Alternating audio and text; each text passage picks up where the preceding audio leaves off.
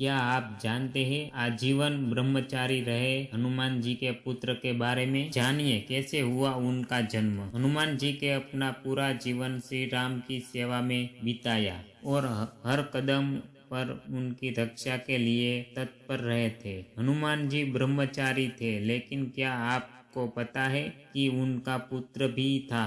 वाल्मीकि रामायण में इससे संबंधित एक प्रसंग का वर्णन भी मिलता है। आइए जानते हैं हनुमान जी के पुत्र की उत्पत्ति कैसे हुई। हनुमान जी के पुत्र का नाम मकर ध्वज था। उसकी उत्पत्ति की बड़ी ही रोचक कथा मिलती है। पौराणिक कथा के अनुसार हनुमान जी लंका जलाकर समुद्र में आग बुझाने को कूदे थे। तब उनके शरीर का तापमान बहुत ज्यादा था। जब वह सागर के ऊपर थे तब उनके शरीर के पसीने की एक बूंद सागर में गिर गई थी, जिसे एक मकर अर्थात मछली ने पी लिया था और उसी पसीने की बूंद से उसने गर्भ धारण किया। एक मछली से जन्म लेने के कारण ही हनुमान जी के पुत्र का नाम मकर ध्वज पड़ा। जब पाताल लोक के ससुराज अहिरावण ने अपने भाई रावण के कहने पर प्रभु राम और लक्ष्मण को बंदी बना लिया था और